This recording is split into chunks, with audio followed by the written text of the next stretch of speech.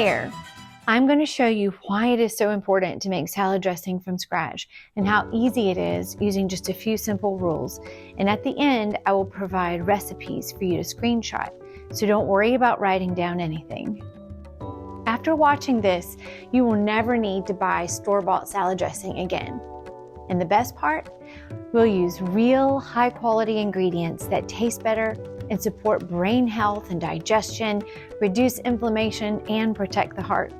Not to mention, they are rich in vitamins and minerals. Most store-bought versions contain cheap, inflammatory ingredients that contribute to brain fog, weight gain, and long-term health issues. So watch out for these ingredients when you're shopping. Homemade dressings nourish your body and brain. Making your own allows you to control the quality, the flavor, and health benefits without the hidden junk. Homemade dressing is made from excellent oils with no harmful additives. It is blood sugar friendly and supports digestion and gut health. Your homemade salad dressing will have no toxic preservatives and will be more nutrient dense. It will be weight and metabolism friendly with superior flavor and freshness. Make sure that you stay tuned because I'm going to be giving you 5 amazing recipes plus 2 bonus customizable recipes and 6 tips to level up your salad dressing. Let's get started. Every homemade dressing follows the same basic structure of 5 essential elements: oil, acid, sweet, salt, and fresh herbs and spices. The key to an amazing dressing is the quality of ingredients. Let's break it down. Number 1, oil. This is the base of your dressing. Why it matters. Oil carries flavor, provides healthy fats, is a conduit for the fat-soluble vitamins and phytonutrients that are loaded in a fresh salad, and it creates a smooth texture.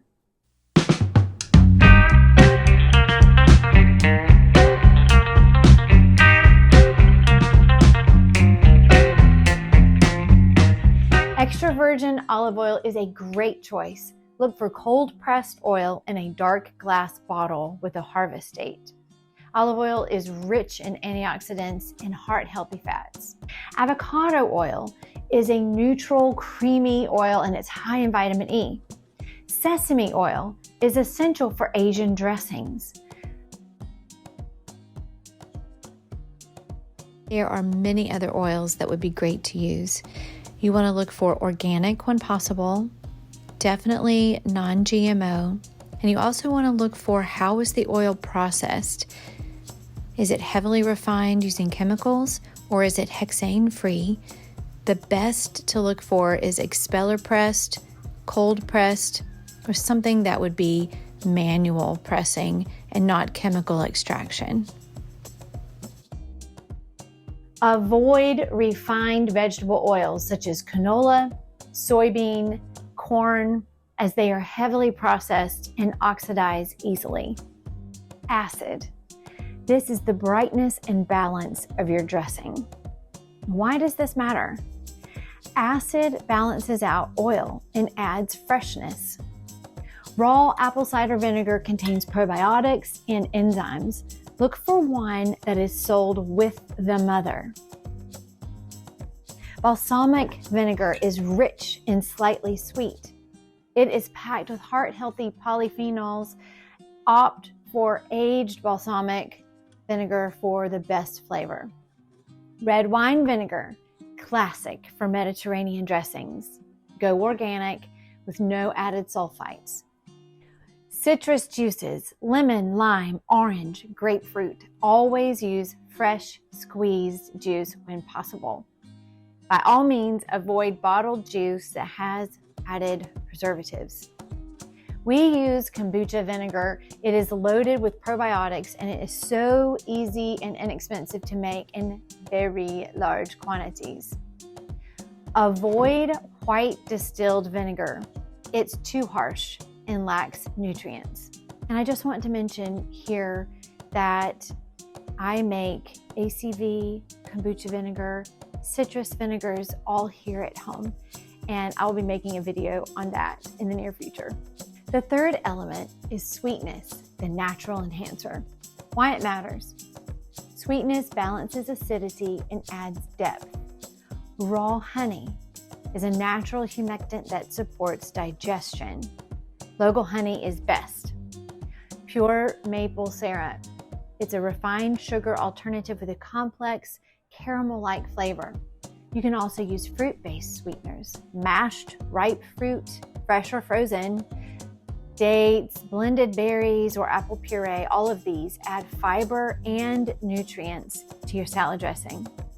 You can also use raw cane sugar. Of course, look for non-GMO, organic. You can also use sucanat sugar, which is sugarcane natural. It's a whole sugar. There's also coconut sugar, a great alternative. Also, you can use molasses. And last but not least, we use stevia. You can use a liquid stevia if you're putting it in a dressing, in a liquid. We use stevia leaf, ground, powdered, or whole in a lot of other applications, but not salad dressing. Avoid refined sugars and high fructose corn syrup. They spike blood sugar and they have zero nutrients. Next is salt, the flavor booster. Why it matters. Salt enhances all other flavors in your dressing. Our favorites are unrefined sea salt, which contains trace minerals. Also, we love Himalayan pink salt, and you can find these everywhere. Pink salt is rich in minerals and slightly less sodium. And I would like to say you can buy coarse salt and grind it yourself, or even use it in a mortar and pestle. It adds so much flavor when you do that. Coconut aminos is a soy-free alternative that adds umami. You can use Parmesan or nutritional yeast, which provide a salty, cheesy touch for creamy dressings. Avoid regular table salt. No regular table salt. They are heavily processed and completely stripped of minerals. And lastly is fresh herbs and spices. These are the game changers. Why does it matter? This is where the signature flavor of your dressing comes from. You can use mustard, Dijon, whole grain, spicy brown. They all help emulsify while adding depth. You can use fresh garlic and ginger, which are anti-inflammatory, immune boosting, and powerfully flavorful. You can use fresh herbs such as basil, cilantro, dill, parsley, chives, thyme, oregano, and many, many more. These add freshness and a complexity. You can use spices, paprika, cumin, turmeric, black pepper, cayenne. They all add warmth and depth. Avoid aged, pre-ground, dried herbs. Fresh or freshly ground is best. There's a notable flavor and aroma difference between buying an old stale thing of oregano flakes and drying your own, grinding them, or just going out to your herb garden, picking some oregano and chopping it. There is no comparison to the flavor. Not to pick on a certain grocery store, but I bought some oregano flakes recently because we had ran out because we ate all of ours. And it never rehydrated in the dressings. You could chew it. It tasted like paper in my mouth. There was hardly any flavor. And I thought, okay, note to self, we need to plant some extra oregano in the garden this year. Be sure to like this video and comment on one new thing you've learned so far. Now that you know the 5 elements and the importance of quality ingredients, we are on to the fun science of crafting dressings that are bursting with flavor. Before we get started on making the actual recipes, I want to explain to you there are two different ways of mixing everything together: shaking versus emulsifying. Shaken dressings are great for vinaigrettes. You simply add everything to a jar and shake it vigorously. Now the oil and vinegar will separate, so you'll have to shake well before each use. You can also use a whisk like this, a regular one. You can use a Danish whisk, also a dough whisk. You can also use one of these little old-fashioned guys that you press down and spin. These whisks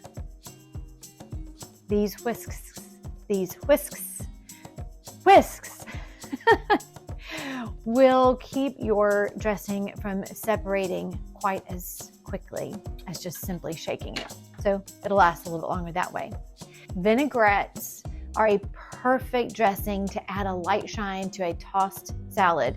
They will not wilt delicate lettuces. So in your mind, just remember, if you are just putting it in a jar and shaking it or whisking it, these dressings are good to use on delicate lettuces. Now, the last thing is emulsified dressings. You want to do this for creamy dressings. You'll need mustard, honey, or an egg yolk to bind the oil in the liquid. You can use an immersion blender. You can also whisk vigorously to get a smooth texture, but the immersion blender will make it last for a really, really long time. It may never separate. One thing you do want to remember is to add your herbs last if you want them to remain roughly chopped. These emulsified dressings will just literally blend up everything. So if you're wanting to have distinct little pieces of herbs floating around, make sure you put them in last. Now, emulsified dressings are also heavier. They are literally heavier on the lettuce leaves. So make sure you use a sturdy lettuce like romaine, crunchy lettuce, or kale. Now, using the 5 elements of our formula: oil, acid, sweet, salt, and fresh herbs and spices. Here is a variety of recipes to get you started. Make sure you screenshot any that you want to try.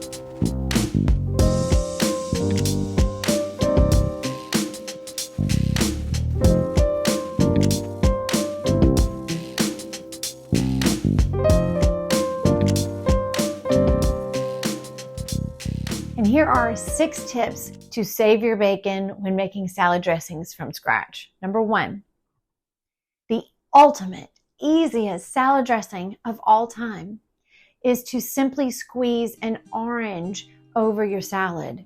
It is so refreshing and delicious and fast. Number 2, let it meld. Dressings taste better after standing 10, 15, 30 minutes. Number 3, taste and then adjust in small increments. So tweak all of the seasonings to suit your family's preferences just a little bit at a time. Number 4, use the best ingredients. The better your ingredients, the better your dressing. Number 5, pay attention to the oil and its flavor and thickness. Adjust the recipe on the fly as necessary. For example, some oils are very thick and rich and flavorful. You may want to cut back a little bit on those.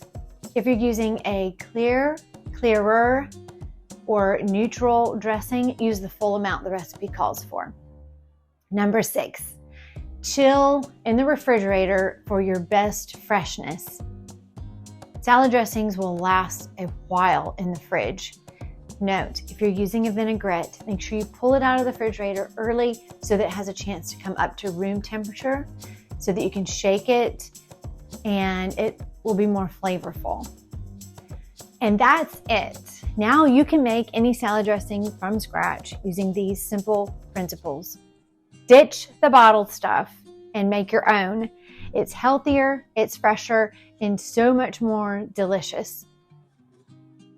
If you found this helpful, hit that like button, subscribe for more healthy living videos, and let me know in the comments what dressing you're going to make first. See you in the next video for more real food, real family, and real homesteading.